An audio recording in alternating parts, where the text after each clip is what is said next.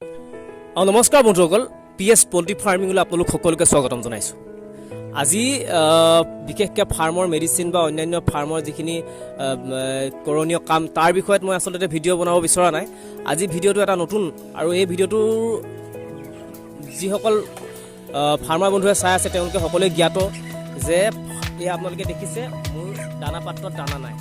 গতিকে মোৰ দানা পাত্ৰত দানা নথকাৰ কাৰণ আপোনালোকে নিশ্চয় জানে, আৰু আপোনালোকৰ ফাৰ্মতো হয়তো আজিৰ দিনটোত প্ৰায় ফাৰ্মতে দানা নাই, দানাৰ অভাৱ ঘটিছে।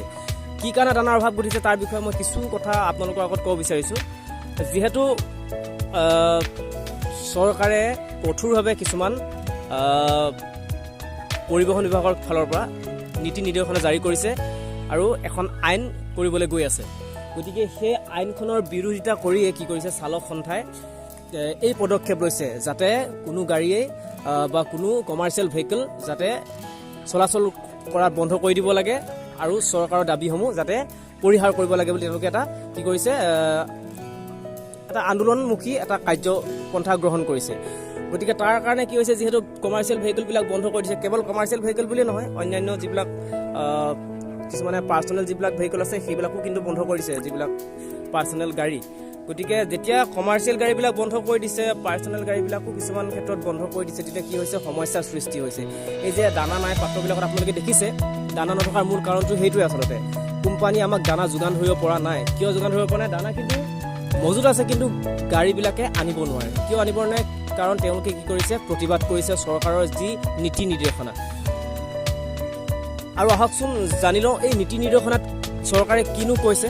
আচলতে যি নীতি নিৰ্দেশনা দিছে তাৰ ভিতৰত চৰকাৰে কৈছে, আগতে কি আছিলে, যেতিয়া কোনোবা এখন গাড়ী এক্সিডেণ্ট কৰি দিয়ে, এক্সিডেণ্ট কৰি দিয়াৰ পিছত কি হয়, সেই গাড়ীখনৰ ড্ৰাইভাৰজনে গৈ কি কৰে, কোনোবা এখন থানাত গৈ তেওঁলোকে আত্মসমৰ্পণ কৰে, আৰু তেওঁলোকে কি কৰে, যি ঠাইত এক্সিডেণ্ট কৰিছে সেই ঠাইডোখৰৰ বিষয়ে অৱগত কৰে, আৰু পুলিচে গৈ সেই ঠাইডোখৰত কি কৰে, ইনভেষ্টিগেশ্যন কৰে। আৰু বৰ্তমান সময়ত কি হৈছে, সেই বস্তুটো নহয় বুলি কৈছে চৰকাৰে।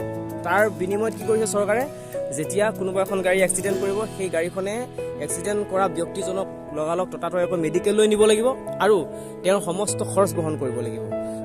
যিজনক এক্সিডেণ্ট কৰিছে তেওঁক ততাতৈয়াকৈ মেডিকেল নিব লাগিব, আৰু যদি তেওঁ গৈ থানাত উপস্থিত হয় তেতিয়া কি হ'ব, তেওঁৰ বিৰুদ্ধে কেছ ৰেজিষ্টাৰ্ড হ'ব, আৰু তেওঁ অতি কমেও 10 বছৰ জেইল, নতুবা কি হ'ব, তেওঁৰ 10 লাখ টকা জৰিমনা ভৰাৰ এটা নিৰ্দেশনা জাৰি কৰিছে। সেইকাৰণে চালক সন্থাসকলে সেই নিৰ্দেশনা অমান্য কৰিবলৈ গৈ এইটো চকা বন্ধৰ এটা প্ৰতিবাদী কাৰ্যসূচী গ্ৰহণ কৰিছে।